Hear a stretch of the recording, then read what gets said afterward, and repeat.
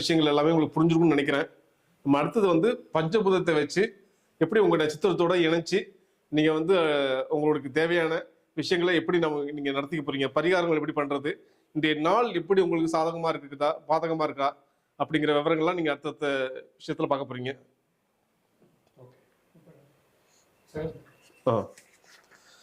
அடுத்தது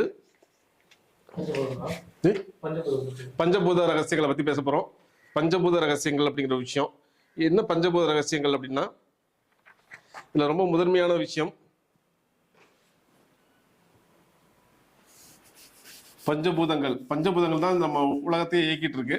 நமக்குள்ள வந்து ராஜகிரகங்களாக பஞ்சபூத சக்தி தான் இயங்கிட்டு இருக்கு. இந்த உலகத்தை இயக்கக்கூடிய பஞ்சபூத சக்தி நம்மளுடைய ஜோதிடத்துல நம்ம நட்சத்திரங்கள் வாயிலா எப்படி இயங்குது, அதை நம்ம எப்படி நம்மளுடைய வாழ்க்கை முறையில இயக்கிக்கிறது அப்படிங்கிறத பார்க்க போறோம். சரிங்களா? இப்போ ஒரு ராசி கட்டத்துல போட போறேன்.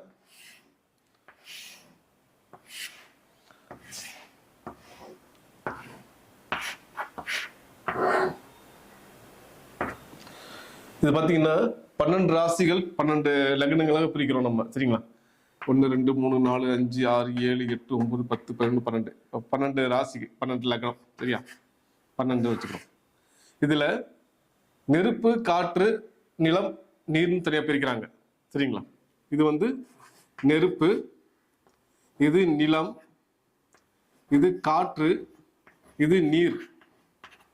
எகைன் நெருப்பு, நிலம், காற்று, நீர். நெருப்பு, நிலம், காற்று, நீர். இது வந்து சரம், ஸ்திரம், உபயம். சரம், ஸ்திரம், உபயம். சரம், ஸ்திரம், உபயம். சரம், ஸ்திரம், உபயம். இங்க பாருங்க, இப்போ வந்து 12 ராசிகள். இப்ப மேச ராசின்னு எடுத்துக்கிட்டீங்கன்னா நெருப்பு, ரிஷப ராசினா நிலம், மிதுனம்னா காற்று, கடகம்னா நீர், அப்புறம் எகைன் சிம்மம்னா நெருப்பு, கன்னினா நிலம், துலாம்னா காற்று, விருச்சகம்னா நீர், அப்புறம் தனுசு, தனுசுனா நெருப்பு, மகரம்னா நிலம், கும்பம்னா காற்று, அடுத்தது மீனம்னா நீர். அப்படிங்கிறத பஞ்சபூதங்களா நம்மளுடைய முன்னோர்கள் பிரித்து தான் கொடுத்துருக்குறாங்க. இப்போ இந்த பஞ்சபூத விஷயங்கள்ல இது வந்து பார்த்தீங்கன்னா மேஷ நெருப்பு. இந்த நெருப்பு வந்து சரம். சரம்னா ஒரு ஒரு இந்த நெருப்பு தன்னையும் அல்லாது தன்னை சுற்றி இருக்கிறவனையும் சேர்த்து வந்து இந்த நெருப்பு சக்தியை கொடுத்துரும். சரசரசம்னு எரியக்கூடிய தன்மை உள்ளது. இப்போ நிலம் வந்து ஸ்திரமா இருக்கக்கூடியது. இது வந்து விவசாய நிலம்னு சொல்லுவாங்க. இந்த காற்று வந்து உபய காற்று. இது ஆடவும் செய்யும், அசைவும் செய்யும். அதாவது இன்பேலன்ஸ் ஆடிக்கிட்டே இருக்கக்கூடியது உபயம். அடுத்தது நீர். இது சரம். சரம்னா இது ஓடக்கூடிய நீர். இது வந்து கடல் நீர்னு சொல்லுவோம். கடல் நீர் போயிட்டு போயிட்டு வந்துட்டே இருக்க முடியும். அது மாதிரி நெருப்பு ஸ்திரமாக இருக்கக்கூடியது, சிற நெருப்பு. இது உபய நிலம்னு சொல்லுவாங்க. இதுல வந்து விவசாயம் பண்ணிப்பாங்க. சம்டைம் வந்து உங்களுக்கு விளைச்சல் நிலமுமாக இருக்கும். இந்த இது வந்து சரம் காற்று. இது வந்து காற்று வந்து வீசக்கூடிய காற்று, எப்பயுமே வீசிட்டே இருக்கக்கூடிய காற்று. இந்த நீர் வந்து பாத்தீங்கன்னா சிரமாக ஒரு இடத்துல இருக்கக்கூடிய நீர். இது உபய நெருப்பு. இது வந்து பாத்தீங்கன்னா கோயில்களுக்கு கோயிலில் வந்து தீபமாக பயன்படுத்தக்கூடியது, வீட்டில் நம்ம பயன்படுத்திய நெருப்பாக இது பயன்படும். இந்த உபய நெருப்பு அப்படிங்கிறது. இந்த சரநிலம் வந்து ஒரு திடமான ஒரு விஷயத்துக்காக பயன்படுத்தக்கூடிய நிலமாக இந்த மகரம் இருக்கும். கும்பம்ங்கிறது ஸ்திரமாக இருக்கக்கூடியது. இந்த கும்பத்தில் இருக்கக்கூடிய காற்றானது ஸ்திரமாக இருக்கக்கூடியதாக இருக்கும். இந்த நீர் வந்து உபய நீர். இது வந்து கடலாகவும் ஆறாகவும் நீர்நிலைகளாகவும் இருக்கக்கூடிய நீர். இது எதுக்காக இந்த விஷயத்துக்கு எப்ப சொல்ல வரோம் அப்படின்னா, நீங்க ஒரு நட்சத்திரத்துல பிறந்திருப்பீங்க. சரிங்களா? அந்த நட்சத்திரம் ஒரு நட்சத்திர புள்ளியில போய் உட்கார்ந்துருக்கும். இன்கேஸ் இப்ப வந்து 1ஆம் பாதம், 2ஆம் பாதம், 3ஆம் பாதம், 4ஆம் பாதம். சரியா? இப்போ 1ஆம் பாதம், 2ஆம் பாதம், 3ஆம் பாதம், 4ஆம் பாதம், இந்த 4 பாதத்துக்குள்ளதான் ஒருத்தர் பிறந்திருப்பார். இந்த நட்சத்திரத்துல 4 பாதத்துக்குள்ளதான் பிறக்க முடியும். சரியா? அதுக்கு மேல பாதம் கிடையாது. எந்த நட்சத்திரமா இருந்தாலும் 4 பாதம் உண்டு. அப்போ நீங்க பிறந்த நட்சத்திர பாதம் எது அப்படிங்கிறத நீங்க கண்டுபிடிக்கணும். இப்ப கண்டுபிடிச்சிட்டீங்கன்னா நீங்க உங்களுடைய லக்னம், லக்னாதிபதி, நட்சத்திராதிபதி ஸ்ட்ராங்கா இருக்காரா இல்லையா, அவர் நன்மை செய்யக்கூடிய இடத்துல இருக்காரா அப்படிங்கிறத தெரிஞ்சுக்க போறோம் இந்த பதிவில். சரியா? அதை நீங்க முதன்மையாக தெரிஞ்சு பண்ணிக்கோங்க. முதல்ல வந்து உங்களுடைய அந்த நட்சத்திரம், லக்னாதிபதி, லக்னம் அப்படிங்கிறது எப்படி இருக்கு அப்படிங்கிறத தெரிஞ்சு கமெண்ட் பண்ணுங்க. நம்ம நட்சத்திரம், லக்னாதிபதியை எப்படி கால்குலேட் பண்றது அப்படிங்கிறத பார்க்க போறோம். இப்போ வந்து இந்த 1ஆம் பாதம்ங்கிறது வந்து பார்த்தீங்கன்னா நெருப்பு, 2ஆம் பாதங்கிறது நிலம், 3ஆம் பாதங்கிறது காற்று, 4ஆம் பாதங்கிறது நீர். இப்போ நீங்க 1ஆம் பாதத்துல பிறந்தீங்கன்னா நெருப்பு சக்தியாக இருக்கும், உங்களுடைய எனர்ஜி எல்லாமே நெருப்பாகவே இருக்கும். 2ஆம் பாதம்னா நிலத்தன்மையில இருப்பீங்க, 3ஆம் பாதம் காற்றுத்தன்மையில இருப்பீங்க, 4ஆம் பாதம்னா நீங்க நீர்த்தன்மையில இருப்பீங்க. சரியா? அப்போ நீங்க எந்த நட்சத்திர பாதத்துல பிறந்திருக்கீங்களோ அந்த நட்சத்திர பாதங்களை கொண்டு மட்டுமே உங்களுடைய குணாதிசயங்களும் உங்களுடைய ஜாதகத்தில் உள்ள அமைப்புகளும் இருக்கும். நீங்க சாதிக்கக்கூடியவரா, சாதனையாளரா, இல்லை சோதனைக்குள்ளாவீங்களா அப்படிங்கிறது இந்த நட்சத்திர பாதங்கள் மட்டுமே தீர்மானிக்குது. இப்ப எந்த பஞ்சபூதம் உங்களை வந்து ஆட்டி படைக்குது, எந்த பஞ்சபூதத்துல நீங்க மாட்டிக்கிட்டு இருக்கிறீங்க, எந்த பஞ்சபூதம் உங்களை காப்பாற்றும் அப்படிங்கிற ரகசியத்தை நீங்க தெரிஞ்சுக்கணும். தெரிஞ்சுக்கிட்டா மட்டும்தான் நீங்க சக்சஸ் ஆக முடியும். அப்போ உங்களுடைய நட்சத்திர புள்ளி எது எது அப்படிங்கிறத நீங்க ஆராய்ச்சி பண்ண ஆரம்பிங்க. அதுக்கான பதிவுகளை கொடுங்க. இப்போ அடுத்தது அந்த நட்சத்திர புள்ளிகள்லாம் எப்படி இருக்கிறோம் அப்படிங்கிறத நம்ம அடுத்த பதிவில் கொடுக்க போறோம். இப்போ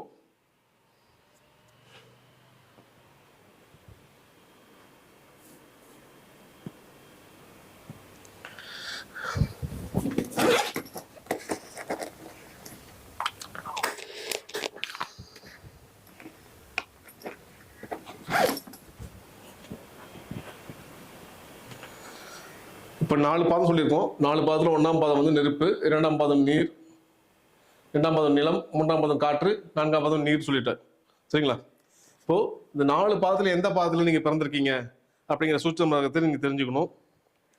எதுக்காகனா இப்போ ஒரு நட்சத்திரம், இப்போ வந்து கிரக பயிற்சிலாம் சொல்றாங்க இல்லையா, கிரக பயிற்சியில வந்து பாத்தீங்கன்னா இந்த ராசிக்காரர்கள் யோகமானது இருக்கு, இந்த ராசிக்காரர்களுக்கு குபேர சம்பத்து கிடைக்க போகுது, இந்த ராசிக்காரர்களுக்கு பணம் குட்ட போகுது அப்படிங்கிறதால நிறைய பதிவுகள் கொடுத்துட்டே இருக்காங்க. இந்த குரு பயிற்சியாக இருக்கட்டும், ராகு கேது பயிற்சியாக இருக்கட்டும், சனி பயிற்சியாக இருக்கட்டும், ஒவ்வொரு பயிற்சிக்கும் ஒவ்வொரு விதமான விஷயங்கள் நம்ம சொல்லிட்டே இருக்கிறாங்க. அதெல்லாம் ஏன் வந்து ஒரு ராசிக்குள்ள இருக்கக்கூடிய நட்சத்திரங்களுக்கு வந்து ஏன் பொருந்த மாட்டேங்குது? இப்போ கடக ராசிலேயே வந்து பார்த்தீங்கன்னா 3 நட்சத்திரம் இருக்கு. கடக ராசியில வந்து பார்த்தீங்கன்னா புனர்பூசம், பூசம், ஆயில்யம் கடகராசி வச்சுப்போம். இந்த கடகராசி நண்பர்கள்லாம் வந்து ஓஹோன்னு இருக்க போறீங்கன்னு சொல்றாங்கன்னு வச்சுப்போமே. இதுல நீங்க புனர்பூசம், பூசம், ஆயில்யம் இந்த 3 நட்சத்திரக்காரர்கள் யார் யோகமா இருப்பாங்க அப்படி கேள்வி. எந்த நட்சத்திர புள்ளியில பிறந்தவங்களுக்கு அந்த யோகம் கிடைக்கும் அப்படிங்கிற ஒரு கேள்வியும் இருக்கும். ஏன்னா இப்போ சனி பகவான் வந்து சனி பயிற்சி வருது அப்படின்னா சனி பகவான் டைரக்டா அந்த ராசிக்குள்ள போறது இல்லை, ஒரு நட்சத்திரத்தின் வாயிலாகவும் ஒரு நட்சத்திர பாதத்தின் வாயிலாகவும் தான் அந்த இடத்த கடந்து அந்த இடத்துக்கு வர்றாரு. அப்போ அந்த இடத்துக்கு வரும்போது அவர் நட்சத்திரத்தை ஒரு 1ஆம் பாதத்துல இருக்கிறாருன்னா அதே நேர் 1ஆம் பாதத்துல யாரெல்லாம் இருக்காங்களோ அவங்களுக்கு நன்மை செய்யணும். சரியா? 2ஆம் பாதத்துக்கு வராருன்னா அதே நிலசக்தியில இருக்கிறவங்களுக்கு நன்மை செய்யணும். 3ஆம் பாதத்துல இருக்காங்கன்னா அதே காட்டு சக்தி உள்ள நேர்களுக்கு அன்பர்களுக்கு நன்மை செய்யணும். நீர் சக்தியில வராருன்னா அப்ப நீர் சம்பந்தப்பட்ட 4ஆம் பாதத்துல பிறந்தவருக்கு நன்மை செய்யணும். இது எல்லா கிரகத்துக்கும் ஒரு பொதுவான விதி தான். இந்த விதிப்படி யாரும் வந்து பலன் சொல்றது கிடையாது இந்த கிரக பயிற்சிக்கலாம். சரிங்களா? இப்போ நம்ம சொல்றது ரொம்ப அதிசூட்சமான விஷயங்கள் நம்ம சொல்லிட்டு இருக்கோம். உங்க ஜாதகத்தை நீங்க எடுக்கிறீங்கன்னா அது எந்த நட்சத்திர பாதத்துல பிறந்திருக்கு, எந்த நட்சத்திர பாதம் உங்களுக்கு நன்மை செய்யும், அந்த நட்சத்திர பாதங்கள் மூலயமா நீங்க வந்து அடுத்தடுத்த நல்ல விஷயங்கள் உங்களுக்கு நடக்கிறதுக்கு என்ன வழிவகை இருக்கு அப்படிங்கிறத இங்க பார்க்க போறோம். சரிங்களா? இப்போ இதுவரையும் நான் சொன்னது இதை ரொம்ப நோட் பண்ணிக்கோங்க.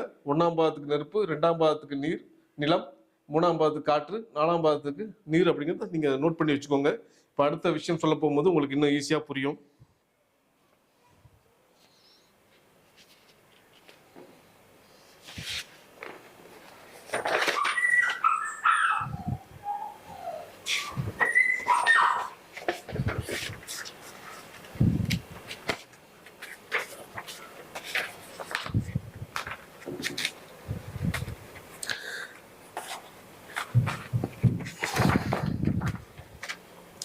இப்போ இந்த விஷயங்கள் வந்து பார்த்தீங்கன்னா பாதங்கள் வரையா நம்ம வந்து போட்டிருக்கிறோம்.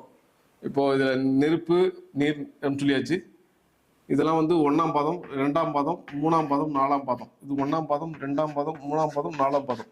1ஆம் பாதம், 2ஆம் பாதம், 3ஆம் பாதம், 4ஆம் பாதம், இதெல்லாம் வந்து 1 2 3 4 1 2 3 4 1 2 3 4 அப்படிங்கிற ஸ்ட்ரக்சர்ல தான் இயங்க போகுது. இப்போ நம்ம பார்க்க போகிறது நம்ம அதிசூட்சமம் அப்படிங்கிறதால நவாம்சத்துக்குள்ள போறோம். சரிங்களா? அப்போ நவாம்சம்ங்கிறது ரொம்ப ரொம்ப முக்கியமானது. இப்போ நீங்க நட்சத்திர பாதத்தை மட்டும் பிடிச்சா போதும், ரொம்ப நீங்க வந்து ஸ்டென் பண்ணிக்கலாம் வேண்டாம்.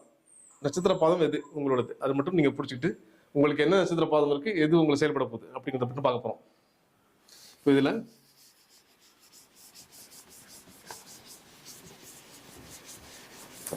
அதிசூட்சமான விஷயங்களை பத்தி இங்க நம்ம எடுக்க போறோம். இப்போ ஒரு நட்சத்திரம் இருக்காரு. நட்சத்திரம் வந்து பாத்தீங்கன்னா இது வந்து ஃபுல்லா போட போறோம். நட்சத்திர ஜாதகத்தை வந்து ஃபுல்லா போட்டு ஆய்வு பண்ண போறோம். அப்பதான் உங்களுக்கு எளிமையா புரியுங்கிறதுக்காக. சரியா? அப்போ சூரியன் ஆயில்யம் 2, சந்திரன் பரணி 1, செவ்வாய் பூசம் 4, புதன் ஆயில்யம் 4, குரு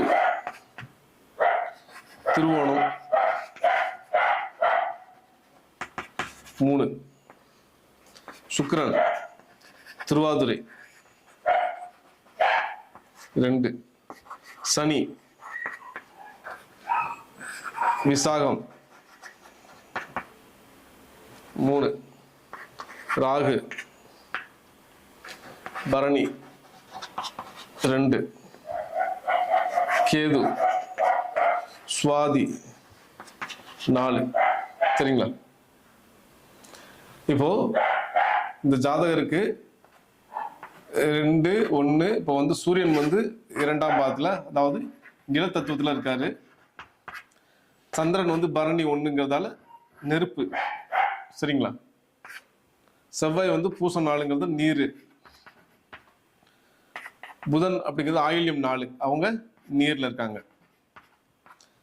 குரு திருவோணம் 3 காற்றுல இருக்காரு.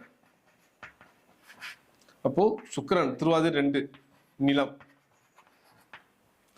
சனி விசாகம் 3 காற்று.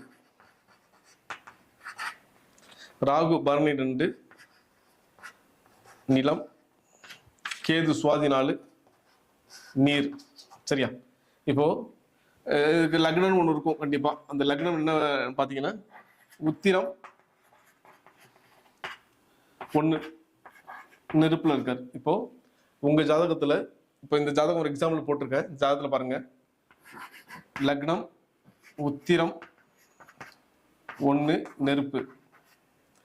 லக்னாதிபதி இப்போ உத்திரம் நட்சத்திரம்னா லக்னாதிபதி யார் வருவாங்கன்னா உங்களுக்கு சூரியன் வருவார். இப்போ சூரியன் வந்து பாத்தீங்கன்னா ஆயில்யம் 2 நிலம். இப்போ சந்திரன் நின்றது பரணி 1 நெருப்பு. இப்போ இந்த ஜாதகர் வந்து பாத்தீங்கன்னா லக்னம் நின்றது நெருப்பு 1ஆம் பாதம், லக்னாதிபதி நின்றது ஆயில்யம் 2 நிலத்தத்துவம், சந்திரன் பரணி நின்றது 1ஆம் பாதம் நெருப்பு. அப்போ இந்த ஜாதகர் வந்து பாத்தீங்கன்னா இயற்கையிலே வந்து ரொம்பவும் வந்து ஸ்ட்ராங்கா இருக்காரு. ஏன்னா 2 நெருப்பு வந்துருச்சு இவருக்கு. நெருப்பு சக்தி 2 தடவை வந்துருச்சு. அப்போ 2 தடவை நெருப்பு சக்தி வந்ததால நிலம் வந்து 1 தான் வந்திருக்கு. இது வந்து நீரா இருந்தாதான் இவருக்கு பிரச்சனை. இப்ப நீரா வரல, நிலமா வந்துருச்சு. நிலம்ங்கிறது சமநிலையை கொடுக்கக்கூடியது, நெருப்புக்கு வந்து சமநிலை கொடுக்கக்கூடியது. அப்போ இந்த நெருப்பு 2 முறை நெருப்பு வந்திருக்கு. இந்த ஜாதகருக்கு வந்து பாத்தீங்கன்னா இவர் வந்து ஒரு வாழ்க்கையில என்னென்ன விஷயம்லாம் நினைக்கிறாரோ நடக்கும். ஏன்னா 2 நெருப்பு வந்துருச்சு இவருக்கு. மொத்தம் ஒரு ஜாதகத்துக்கு 3 விஷயம் ரொம்ப முக்கியம். லக்னம், லக்னாதிபதி, சந்திரன். இந்த 3 தான் உங்க வாழ்க்கையை தீர்மானிக்கக்கூடியது. உங்களுக்கு லக்னம் எங்க இருக்கு, லக்னாதிபதி எங்க இருக்காரு, சந்திரன் எங்க இருக்காருன்னு பாத்துக்கோங்க. அவர் நின்ற நட்சத்திர பாதத்தை பாத்துக்கோங்க. உத்திரம் 1, ஆயில்யம் 2, பரணி 1, இதெல்லாம் நெருப்பு ஒரு நிலம் மட்டும் இருக்கு. இப்போ இந்த நிலத்துக்கு என்ன பண்ணலாம் அப்படின்னா இவருக்கு என்ன பரிகாரம் பண்ணலாம். இப்போ வந்து 2 நெருப்பு வந்துருச்சு, 1 தான் நிலம் வந்திருக்கு. அப்போ இவர் வந்து நிலத்தை பேலன்ஸ் பண்ணணும் அப்படின்னா அவர் என்ன பண்ணலாம்னா அந்த நெருப்பு சக்தியை மட்டும் இன்னும் கொஞ்சம் இன்க்ரீஸ் பண்ணிக்கணும். அதுக்கான பரிகாரங்கள் வந்து இப்போ வீட்டுல வந்து இவர் விளக்கேற்றுறது நெருப்பை கொண்டு. இப்போ நெருப்பு தானே விளக்கேற்றுறது, நெருப்பு தேவைப்படும் இல்லையா? இப்போ ஊதுபத்தி, சமையலுக்கு நெருப்பு, இந்த மாதிரி நெருப்பு சம்பந்தப்பட்ட விஷயங்கள்லாம் அடிக்கடி இவர் ஜாதகத்தோட இந்த நெருப்பு சக்தி இவருக்கு ஏங்கிட்டே இருக்கும். இப்போ வாழ்க்கையில மிகப்பெரிய வெளிச்சம் கிடைக்கும். நெருப்பு ஒளி அப்படிங்கிறது நெருப்பில் இருந்து கிடைக்கக்கூடியது, ஒளியிலிருந்து கிடைக்கக்கூடியது, வெப்பத்திலிருந்து கிடைக்கக்கூடியது. அப்போ இவங்களுக்கு வாழ்க்கையில வெளிச்சத்தை கொடுக்கக்கூடியது இந்த நெருப்பு சக்தி. அப்ப நெருப்பு சக்தி அவர் எந்த அளவுக்கு ஏற்கிறாரோ அவர் வாழ்க்கையில சக்சஸ் அப்படிங்கிறது நிரந்தரமா கிடைச்சிக்கிட்டே இருக்கும் ஜாதகருக்கு. சரியா? இப்ப பாருங்க, இவருக்கு லக்னம், லக்னாதிபதி, சந்திரன், இந்த மூணுமே வந்து பாத்தீங்கன்னா நெருப்பு, 2 நெருப்பு, ஒரு நிலம் வந்துருச்சு. அதுக்கப்புறம் பாத்தீங்கன்னா செவ்வாய் வந்து பூசம். இப்ப செவ்வாய்ங்கிறது சகோதரன் குடிக்கக்கூடியது. அப்போ சகோதரனால பெருசா வந்து உங்களுக்கு லாபம் இருக்கிறதுக்கான வாய்ப்பு குறைவாக இருக்கும். ஏன்னா 4ஆம் பாதம் நீரா இருக்கிறதால. இவர் நெருப்பு இல்லையா, நெருப்புக்கு நீர் எதிரி. சரியா? அதே போல புதன் ஆயில்யம் 4ஆம் பாதம், இவங்களும் நீர் சக்தி வந்துட்டாங்க. அப்போ இவங்களுடைய மாமன் வகையில பெருசா உங்களுக்கு இந்த அண்டர்ஸ்டாண்டிங் இருக்காது சொல்லலாம். சரிங்களா? 4 நீராவதால. அடுத்தது குரு திருவோணம் 3ல இருக்காரு. அப்ப காற்றுக்கு நெருப்பு நண்பன். சரியா? அப்ப காற்றுக்கு நெருப்பு நண்பனா இருக்கிறதால இந்த குரு அப்படிங்கிறது குழந்தைகளை குடிக்கக்கூடியது, குருங்கிறது பணத்தை கொடுக்கக்கூடியது, தங்கத்தை குடிக்கக்கூடியது, வளர்ச்சியை கொடுக்கக்கூடியது. அப்போ குருவால இவர்களுக்கு நன்மையே நடக்கும் வாழ்க்கையில அப்படின்னு சொல்லலாம். அடுத்தது சுக்கிரன் திருவாதிரை 2ல இருக்காங்க. அப்போ இவங்க வந்து நிலத்துலதான் இருக்காங்க. அதாவது நிலம்ங்கிறது நெருப்புக்கு பாதகம் கிடையாது, சமநிலையா இருக்கும், அதாவது நியூட்ரலா இருக்கக்கூடியது. அப்போ சுக்கிரனால பெண்களால் நன்மைகள் நடக்கும் இவருக்கு. சனி பகவான் விசாகம் 3ல இருக்கார், காற்றுல இருக்கார். இப்போ சனி பகவான் மூலமாக விசாகம் 3ல இருக்கிறதால இவங்களுக்கு இவங்க வாழ்க்கையில இந்த காற்று தத்துவம் மூலமாக நன்மைகள் நடக்கிறது எளிதாக இருக்கும். உங்க வாழ்க்கையில் நன்மைகள் நடந்துகிட்டே இருக்கும். அதே போல ராகு வந்து பாத்தீங்கன்னா பரணி 2ல இருக்காரு, நில தத்துவத்தில் இருக்காரு. கேது மட்டுமே நீர் தத்துவத்தில் இருக்காரு. அப்ப நீர் தான் பாதகம் பண்ணக்கூடியது. அப்ப நீர் சம்பந்தப்பட்ட எந்த இடத்துல நீர் சம்பந்தப்பட்ட விஷயங்களா வருதோ அதுக்கெல்லாம் அவங்க பரிகாரம் பண்ணி அதை சரி பண்ணிக்கணும். அப்போ அந்த பரிகாரங்கிறது எப்படி பண்றது அப்படிங்கிறத சொல்லி கொடுக்க போறேன். இந்த பரிகாரம் நீங்க எப்படி பண்ணிக்கிறதுன்னு உங்க ஜாதகத்துல உங்களுக்கு கொடுக்கப்பட்ட இந்த விஷயங்கள்லாம் வந்து சரியான முறையில் இருக்குதான்னு பார்த்துக்கோங்க. லக்னாதிபதி சரியா இருக்காரா, லக்னம் சரியா இருக்கா, சந்திரன் சரியா இருக்கான்னு பார்த்துக்கோங்க. அவங்க நின்ற நட்சத்திர புள்ளிகள் சரியா இருக்கான்னு பார்த்துக்கோங்க. சரியா? இதெல்லாம் வந்து உங்களுக்கு நன்மை செய்யக்கூடிய வகையில் இருந்தால் தான் நீங்க சக்சஸ் அப்படிங்கிறது நிரந்தரமாக இருக்கும்.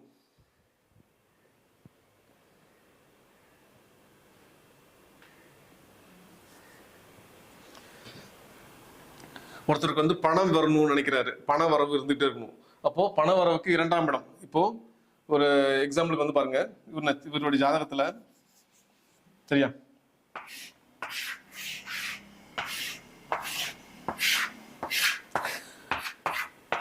இது வந்து லக்னம், இது வந்து 2ஆம் இடம், இது 11ஆம் இடம். இப்போ 2க்கும் 11க்கும் உடையவர் வந்து புதன். சரிங்களா? இங்க புதன் என்னவா இருக்காரு, ஆயில்யம் 4ல இருக்காரு. ஆயில்யம் 4ல வந்து பாத்தீங்கன்னா இது வந்து அஸ்தமனம் ஆயிட்டார். இது அஸ்தமனம், இதுவும் அஸ்தமனம். இந்த 2ஆம் இடமும் 11ஆம் இடம் எப்படி இயங்கும்னா, இது அஸ்தமனம் ஆனதால இந்த நீர் சக்தியினுடைய தன்மை வந்து குறையா ஏற்படும். இவர் எப்பெல்லாம் இந்த ஜாதகம் வந்து நெருப்ப தொடுறாரோ அப்போ இந்த 2ஆம் இடமும் 11ஆம் இடம் இயங்க ஆரம்பிச்சிடும். சரிங்களா? அதே மாதிரி பாத்தீங்கன்னா இந்த இதுக்கு 5ஆம் இடம் வந்து குருவினுடைய ஆல்ரெடி குரு வந்து பாத்தீங்கன்னா திருவோணம் 3ல இருக்காரு, காற்று சக்தியில. அப்போ இவர் எப்பப்பெல்லாம் வந்து வீட்டுல வந்து இந்த நறுமணம் மிக்க பொருட்களை பயன்படுத்த ஆரம்பிக்கிறாரோ, சக்தி மிக்க அதாவது வாசனை திரவியங்களும் வாசனை பொருட்களும் ஊதுபத்தி சாம்பிராணி பொருட்களை அதிகம் பயன்படுத்தும் போது இவருக்கு இந்த 5ஆம் இடம் பூர்வ புண்ணிய வேலை செய்ய ஆரம்பிச்சிடும். 5ஆம் இடத்துல குருவினுடைய வீடுங்கிறதால. அப்போ ஒவ்வொரு பாவத்தையும் ஒவ்வொரு பாவமா நம்ம இயக்கலாம். இப்போ 2ஆம் இடத்தை இயக்கிறதுக்கு அவர் நெருப்பை பயன்படுத்தணும். 3ஆம் இடம் ஆல்ரெடி வந்து பாத்தீங்கன்னா இது சுக்கிரன் வீடா இருக்கு. சுக்கிரன் ஆல்ரெடி நிலத்தத்துவத்துல தான் இருக்காங்க. அப்போ நிலத்தத்துவத்துல இருக்கிறதால இவர் வந்து நெருப்பு தத்துவத்தை ஆல்ரெடி அவர் பயன்படுத்திட்டு இருக்காரு. பயன்படுத்துவதன் மூலமாகவும் இவர் வந்து தன்னுடைய வருமானத்தை அதிகப்படுத்திட்டு இருக்காரு. இவரோட வாழ்க்கையில அடுத்தடுத்து நல்ல விஷயம் நடக்கிறதுக்கு இந்த நெருப்பு சக்தியும் சரிங்களா, காட்டு சக்தியுமே அதிகமா அவங்களுக்கு பயன்படுது. இப்போ இன்னொரு எக்ஸாம்பிள் ஒண்ணு என்னன்னா, இப்போ ஒவ்வொரு பூதத்துக்கும் எது நன்மை செய்யும் எது தீமை செய்யுங்கிற ஒரு சார்ட் ஒன்று போடுறேன். அது உங்களுக்கு இன்னும் ஈஸியா புரியும்.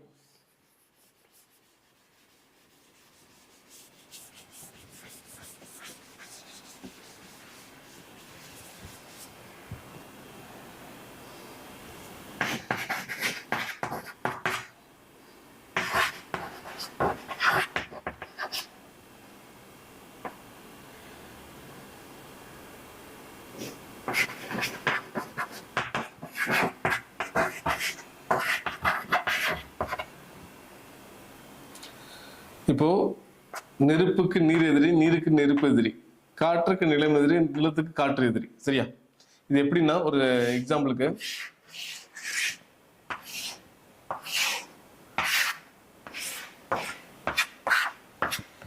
இப்போ மேஷ லக்னம் மேஷ ராசி ஒருத்தர், சரியா? இவருக்கு வந்து 7ஆம் இடம். இவருக்கு சந்திராஷ்டமம் எப்போ வரும்னா, சந்திரன் வந்து 8ஆம் இடத்துல பயணிக்கும் போது சந்திராஷ்டமம் வரும். இது வந்து நெருப்பு, இது வந்து நீர். எப்பெல்லாம் வந்து சந்திரன் நீருக்குள்ள போறாரோ, அதாவது தன்னுடைய 8ஆம் இடத்துக்கு போறாரோ, நான் சொல்லியிருந்தேன் இல்லையா, நெருப்புக்கு நீர் வந்து எதிரின்னு சொல்லிட்டு. இப்போ நெருப்புக்கு நீர் எதிரி. இந்த 8ஆம் இடத்துல சந்திரன் போகும்போது எல்லாம் பார்த்தீங்கன்னா இந்த நட்சத்திரம் வந்து அவருக்கு நன்மை செய்யாது, அவருக்கு பாதகமான ஒரு டைம்ல இருக்கும். இப்போ நட்சத்திர பாதங்களை பிரிக்கும் போது 1ஆம் பாதம், 2ஆம் பாதம், 3ஆம் பாதம், 4ஆம் பாதம், சரியா? இப்போ இது நெருப்பு, இது நிலம், இது காற்று, இது நீர் அப்படின்னு சொல்லிட்டோம். ஒரு நட்சத்திர பாதத்துக்கு 6 மணி நேரம், 6 மணி நேரம், 6 மணி நேரம், 6 மணி நேரம், மொத்தம் 24 மணி நேரம், சரிங்களா? அப்போ இந்த சந்திராஷ்டமம் ஒருத்தருக்கு வருது அப்படின்னா, சில பேர் என்ன சொல்றாங்க, 2.25 மணி நேரம், 2.5 நாள் அப்படின்னு சொல்றாங்க. 2.25 நாட்கள் இந்த சந்திரன் வந்து அந்த ராசியில் இருக்கும்போது அவங்க சந்திராஷ்டமம் சொல்றாங்க. அப்படிங்கிறது தவறானது. ஒரு சந்திராஷ்டமம் நடக்குது அப்படின்னா எப்பப்பெல்லாம் இவர் வந்து நெருப்பு, இப்போ பாதம் 1ல பிறந்திருக்காரு அப்படின்னா 4ஆம் பாதத்துல, அதாவது 8வது ராசியில 4ஆம் பாதத்துல எப்போ சந்திரன் போறாரோ அப்போதான் நீர் தன்மையில போகும்போது அந்த 6 மணி நேரம் மட்டும்தான் அவருக்கு சந்திராஷ்டமாவே இருக்கும். சந்திராஷ்டமம்ங்கிறது இந்த 6 மணி நேரம் மட்டுமே சந்திராஷ்டமத்தை தரக்கூடியது. அடுத்து உங்களுக்கு 1ஆம் பாதத்துல பண்ண நெருப்பு, 2ஆம் பாதம் வந்து நிலம், 3ஆம் பாதம் வந்து காற்று, 4ஆம் பாதம் நீர். இந்த நீர்ல போகும்போது மட்டும்தான் நெருப்புல இருக்கக்கூடிய தன்மையில இருக்கிறவங்களுக்குலாம் வந்து பிரச்சனை கொடுக்கும். எதுக்காக இவ்வளவு விளக்கமா இந்த பாதத்தை பிரிக்கணும் அப்படின்னா, திருமண பொருத்தம் பார்க்கும்போது என்ன பண்றாங்க, திருமண பொருத்தத்துக்கு வந்து 10 பொருத்தம் மட்டும் பார்த்துக்கிறாங்க. இந்த 10 பொருத்தம் பார்த்து திருமணம் பண்ணும்போது இந்த திருமண வாழ்க்கை வந்து சுபமாக இருக்கிறது இல்லை. ஏன் சுபமாக இருக்கிறது இல்லைன்னா, இந்த நெருப்பு தத்துவம், நீர் தத்துவம், காற்று தத்துவம், நில தத்துவத்தை அடிப்படையாக கொண்டு அவங்க வந்து அந்த ஜாதகத்தை அமைப்பை சேர்க்கறது கிடையாது. அவங்க நெருப்போட நீரை சேர்த்துறாங்க, காற்றோட நிலத்தை சேர்த்துறாங்க. அப்படி என்ன ஆகும், அது ஒன்றுக்கொன்று எதிரியாக இருக்கும் போது அந்த திருமண வாழ்க்கை ரொம்ப பந்தப்பட்டு போடும். அந்த பந்தம் ஒரு கேள்விக்குறியா போயிடுது. இப்போ திருமண பொருத்தம் பார்க்கும்போது மொத்தம் ஆரம்ப காலத்துல 20 பொருத்தம் பார்த்தாங்க.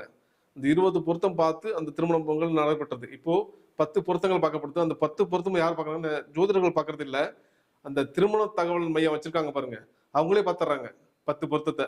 ஜஸ்ட் ஒரு ஆப்ல அடிச்சு பார்த்துட்டு இந்த பொருத்தம், இந்த ஜாதகத்துக்கு இந்த ஜாதகம் பொருத்தமா இருக்குன்னு சொல்லி அவங்களே கையில கொடுத்துட்றாங்க. அப்போ அதை நம்பி இவங்க எடுத்துட்டு போயிட்டு ஜோசியரை கன்சல்ட் பண்ணி அவங்களும் பார்த்து எதை சொல்லிடுறாங்க. அப்போ நடக்கக்கூடிய அந்த திருமணமானது ஒரு கேள்விக்குறியா போயிடுது. ஏன் போகுது அப்படின்னா, இந்த நட்சத்திர பாதங்களை அவங்க கணக்கிடுவது கிடையாது. உங்களுக்கு நன்மை செய்யக்கூடிய நட்சத்திர பாதம் எது அப்படிங்கிறத நீங்க கணக்கில் எடுத்துக்கிட்டா மட்டும் தான் ஜெயிக்க முடியும், சரிங்களா? இப்போ அடுத்தது வந்து உங்களுக்கு உகந்த நேரம் எது, உகந்த எந்த நேரத்தில் நீங்க பரிகாரம் பண்ணலாம் அப்படிங்கறத சொல்ல போறேன். அந்த விஷயத்த பார்த்துக்கோங்க. இப்போ இந்த சொன்ன விஷயங்கள் உங்களுக்கு எல்லாம் புரிஞ்சிருக்கா, நீங்க எல்லாம் நோட் பண்ணிருக்கீங்களா பாருங்க. நீங்க என்ன நட்சத்திர பாதத்துல பிறந்திருக்கீங்க அப்படிங்கறது நோட் பண்ணி நீங்க வச்சு நீங்க அதை செயல்படுத்துங்க.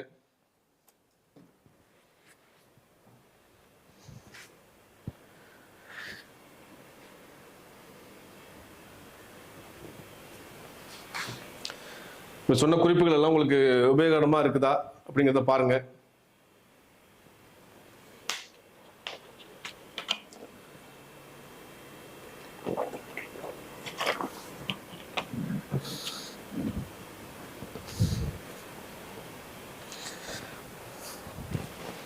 அடுத்து நம்ம பார்க்க போறது, உங்களுக்கு எந்த நாளில் நீங்கள் பரிகாரம் பண்ணா உங்களுக்கு ஜெயிக்கும், எந்த நாளில் பரிகாரம் பண்ணலாம் அப்படிங்கிறத பார்க்க போறோம். எந்த நாளில் பரிகாரம் பண்ணா நீங்க ஜெயிக்கும். ஏன் பரிகாரம் ஜெயிக்க மாட்டேங்குது?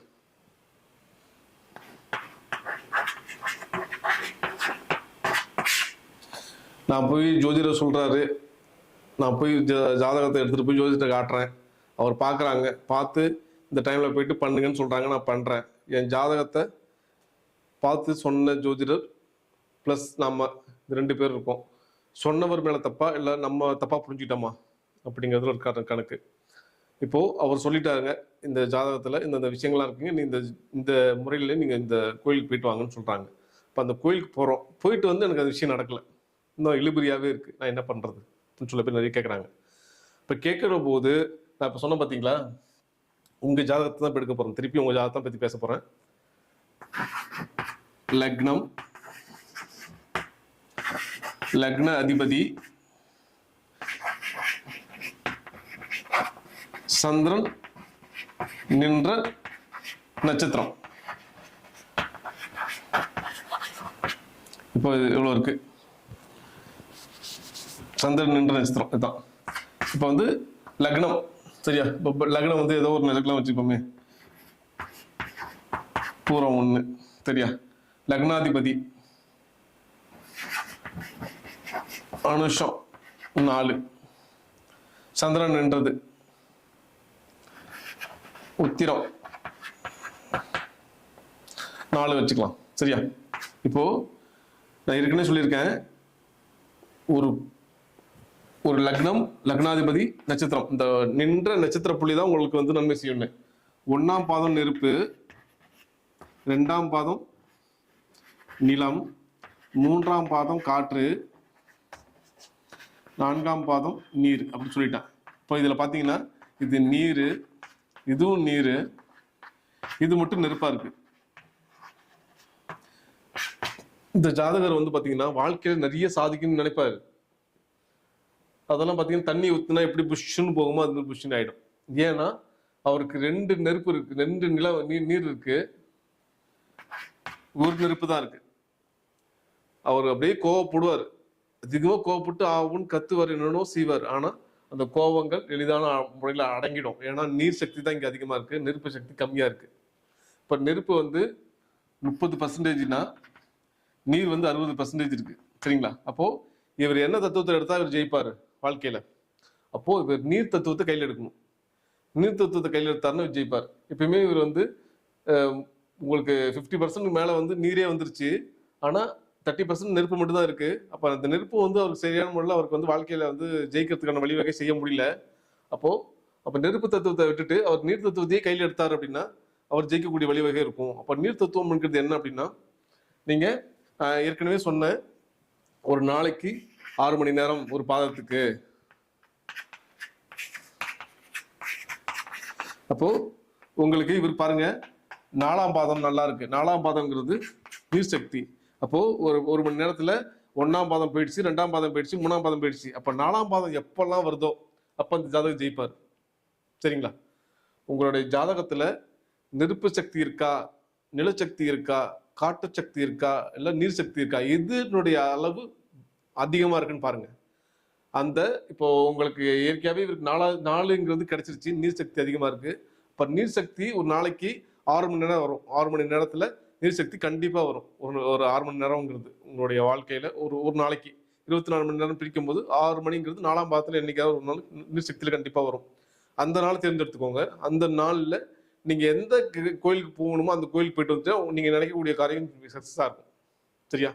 இதுதான் சூட்சமான விஷயம். உங்களுடைய ஜாதகம் ஜெயிக்க வேண்டுமானால், சரிங்களா, எந்த நட்சத்திரம் உங்களுடைய லக்னமோ லக்னாதிபதியோ இல்ல நட்சத்திராதிபதி நிக்கிறாரோ, எந்த பாதத்தில் நிக்கிறாரோ அந்த பூதத்தை கையில் எடுத்தீங்கன்னா நீங்க ஜெயிப்பீங்க. அந்த பூதத்தை கையில் எடுத்து நீங்க ஜெயிக்கக்கூடிய வழிவகை நீங்க செஞ்சுக்கிட்டே இருக்கலாம். அதுதான் ஜெயிக்கக்கூடிய ஒரு வழிவகை, சிறப்பான ஒரு விஷயம். இப்போ எல்லாருமே ஜெயிக்கிறதுக்கு இந்த வழிவகை தான் தேர்ந்தெடுக்கிறாங்க. பஞ்சபூத ரகசியங்களை ரொம்ப சூட்சமான விஷயம், ரொம்ப எளிதா சொல்லிட்டு இருக்கேன் உங்களுக்கு.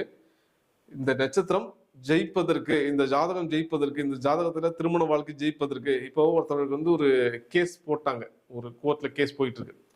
அவருக்கு 3 அல்லது 1ஆம் பாதத்துல போனாதான் ஜெயிப்பாரு. அவர் வந்து கேஸ் போட்டு 2ஆம் பாதத்துல போட்டார். 2ஆம் பாதத்துல போட்டதுக்கு அப்புறம் திணறாரு. 2ஆம் பாதங்கிறது வந்து பார்த்தீங்கன்னா நியூட்ரலா இருக்கக்கூடியது. அது முடிஞ்சு 3க்கு வந்தாலும் ஜெயிக்கணும். அப்போ 3 முடிஞ்சிருச்சு, அந்த டைம்ல அவர் விட்டுட்டாருன்னா 4ஆம் பாதத்துக்கு போயிடும். 4ஆம் பாதம்ங்கிறது என்ன, நீருக்கு போயிடுச்சு அப்படின்னாலே அந்த கேஸ் ரொம்ப கிரிட்டிக்கலா போயிடும். இவர் பக்கம் சாதகமே வராது. ஏன் வராதுன்னா, அவர் நெருப்புல பிறந்தவருக்கு நீர் சக்தியில வந்து தசாபுத்தி நடக்கும் போது இல்ல கோச்சாரத்துல கிரகங்கள் போகும்போது ஆட்டோமேட்டிக்கா அவருக்கு கிடைக்க வேண்டியது கிடைக்காதுங்க. கோயில்ல போயிட்டு நம்ம கேட்கக்கூடிய வரங்கள் ஏன் கிடைக்கிறது இல்லைன்னா, நீங்க தசாபுத்தியும் கோச்சாரமும் உங்களுக்கு சப்போர்ட் பண்ணாம, இந்த பஞ்சபூத அடிப்படையில உங்களுக்கு சப்போர்ட் பண்ணாம நீங்க ஏதாவது ஒரு இடத்துல போய் நின்றுக்கிட்டு நீங்க கேட்டீங்கன்னா கிடைக்காது. ஒண்ணும் இல்லை, எக்ஸாம்பிள் சொல்றேன். காலையில எழுந்திருக்கிறீங்க, ஒரு காலையில ஏந்ததுக்கு அப்புறம் பாத்தீங்கன்னா உங்களுக்கு ரொம்ப ஃப்ரெஷ்ஷா இருக்கிறீங்க, சரியா? அதே ஃப்ரெஷ்னஸ் ஈவினிங் வரைக்கும் இருக்கான்னு கேட்டால் கிடையாது. ஒரு 6 மணி நேரம் ஃப்ரெஷ்ஷா இருப்பீங்க ஒன்னாம் பாதத்துல போகும்போது. அடுத்த 6 மணி நேரம் 2ஆம் பாதத்துல போகும்போது கொஞ்சம், அடுத்தது 3 காற்று, அடுத்தது 4 நீர். நீர் வந்துச்சுன்னா டவுனு. இப்போ நெருப்புல பிறந்தவன் நீர் வந்து டவுன் ஆயிடுவான். இப்போ நீர்ல பிறந்தவன் நெருப்பு வந்து டவுன் ஆயிடுவான், சரிங்களா? இந்த 6 மணி நேரம் கேப்ல ஒருத்தரோட மனநிலை மாறும். காலையில ரொம்ப டென்ஷனா இருப்பார், ஈவினிங் பார்த்தா ஃப்ரெஷ் ஆயிடுவார். ஏன்னா அந்த நெருப்புல இருந்து நீருக்கு மாறும்போது அவருக்கு ரொம்ப புத்துணர்ச்சியா இருக்கும், ரொம்ப குளிர்ச்சியா இருப்பார் அவர். இந்த நெருப்பு, நீர், காற்று, நிலம் இதெல்லாம் கலந்துதான் ஒரு வாழ்க்கை நடந்துகிட்டு இருக்கு. அந்த வாழ்க்கையில நீங்க சரியான பாதையில போறீங்களா, உங்களுக்கு சரியான விஷயங்கள் வாழ்க்கையில கிடைச்சிட்டு இருக்கா அப்படிங்கறத நீங்க பார்க்கணும். அப்போ இந்த பரிகார முறைகள்ல நீங்க சரியான ஒரு வாழ்க்கை துணை இருக்கா, ஒரு வழிவகை இருக்கா? உங்களுக்கு வீட்டிலேயே பாத்தீங்கன்னா அப்பா அம்மா ஒருத்தர் நன்மை செய்வார், அப்பா அம்மால யாராவது ஒருத்தர் நன்மை செய்வாங்க, சகோதர சகோதரில் யாராவது ஒருத்தர் நன்மை செய்வாங்க.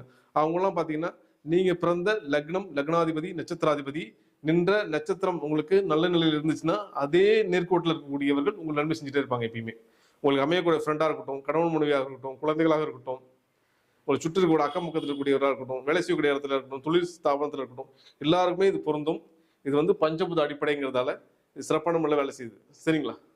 இப்போ உங்களுக்கு பஞ்சபூத அடிப்படையில் இந்த விஷயங்கள் உங்களுடைய ஜாதகத்துல ஒத்து போகக்கூடிய வழிகள் தான் இருக்கு. இது எப்படி நீங்க உங்க வாழ்க்கையில அடாப்ட் பண்ணிக்கிறீங்க, எப்படி உங்களுக்கான நேரத்தை நீங்க ஒதுக்கிக்கிறீங்க அப்படிங்கிறத பார்க்கணும். இன்னைக்கு எக்ஸாம்பிளுக்கு வந்து பாத்தீங்கன்னா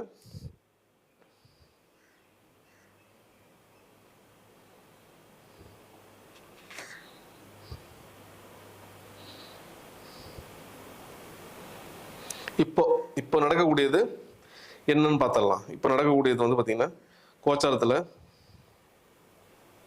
சந்திரன் விசாகம் 1ல போயிட்டு இருக்கார். சந்திரன் வந்து விசாகம் 1ல போயிட்டு இருக்கார். அப்போ 1ஆம் பாதத்துல பிறந்தவர்களுக்கு இப்ப நன்மையான காலகட்டம். 1ஆம் பாதத்திலையும் 3ஆம் பாதத்திலையும் பிறந்தவர்களுக்கு இப்போ நல்ல ஒரு மனநிலை இருக்கும், நல்ல ஒரு சந்தோஷமான மனநிலை இருக்கும், நல்ல விஷயங்கள் வாழ்க்கையில் நடக்கிறதுக்கான வழிவகை ஏற்படுத்தும், ரொம்ப புத்துணர்ச்சியா இருப்பாங்க இந்த காலகட்டத்தில்.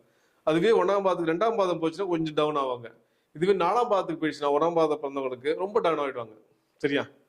இப்போ உங்களுக்கு எப்போ 4ஆம் பாதம், 1ஆம் பாதத்துல நீங்க பிறந்துட்டீங்கன்னா 4ஆம் பாதம் போகும்போது எந்த விஷயத்தையும் செய்யாதீங்க. எந்த விதத்திலையும் போய் எதாவது ஒரு கையெழுத்து போடுறதோ, ஒரு முக்கியமான விஷயத்தை அட்டன் பண்றதோ, எதையுமே வாயை திறக்க வேண்டாம். அந்த சமயத்துல கோபங்களும் குமுறல்களும் அதிகமா இருக்கும். தேவையில்லாத வம்பு வழக்குல போய் மாற்ற வேண்டியதா இருக்கும். அந்த சமயத்துல எதையும் செய்ய வேண்டாம். உங்களுக்கு எப்போல்லாம் 1ஆம் பாதத்துல வந்து கிரகங்கள் போதும் அப்ப நன்மை செய்யும். அந்த நேரத்துல நீங்க நன்மை செய்யக்கூடிய விஷயத்துல நீங்க ஈடுபடலாம். இதுவே வந்து 4ஆம் பாதத்துல போனா எதையும் செய்யாதீங்க. நீங்க வந்து அந்த 4ஆம் பாதம் கடந்ததுக்கு அப்புறம் நீங்க எது வேணாலும் செஞ்சுக்கோங்க, சரிங்களா? அதனால ஒரு நாளைக்கு இன்று நாள் எப்படி, இன்று காலை நல்ல நாளா இருக்கிறதாங்கிறது நீங்களே பார்த்துக்கலாம். அப்போ நீங்க பிறந்ததனுடைய ரகசியம் நீங்க பிறந்த இந்த பாதத்தை பொறுத்தே அமையும். 1ஆம் பாதமா, 2ஆம் பாதமா, 3ஆம் பாதம், 4ஆம் பாதமாங்கிறது தான் உங்கள் வாழ்க்கையின் பஞ்சபூத ரகசியங்களாக இருக்கும். அதை நீங்க கையில் எடுத்தீங்கன்னா ஜெயிக்கலாம்.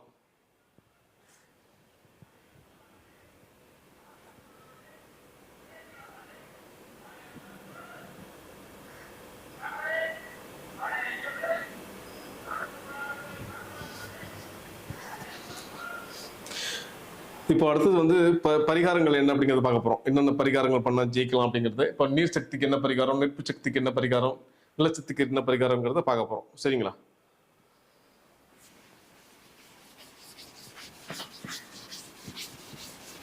இப்போ ஒரு திருமண பொருத்தம் பாக்குறீங்கன்னா கண்டிப்பா இந்த பொருத்தத்தை கண்டிப்பா பார்க்கணும். லக்னாதிபதி, நட்சத்திராதிபதி, லக்னம் என்ற புள்ளி இதெல்லாம் சரியா இருக்கா அப்படிங்கிறத கண்டிப்பா பார்க்கணும். ஒரு தொழில் துறையில வந்து ஒருத்தர் பார்ட்னரா சேர்க்க போறீங்கன்னா இந்த நம்ம லக்ன புள்ளியோட சேர்ந்திருக்காரு, நம்ம 1ஆம் பாதமா, 2ஆம் பாதமா, 3ஆம் பாதமா, 4ஆம் பாதமாங்கிறத கண்டிப்பா நீங்க பார்க்கணும். பார்த்தா மட்டும்தான் அவர் உங்களுக்கு நன்மை செய்வாரா, நன்மை செய்ய மாட்டாராங்கிறது உங்களுக்கு தெரிய வரும், சரிங்களா? அப்போ அடுத்தது வந்து நம்ம பரிகாரங்களை பத்தி பார்க்க போறோம்.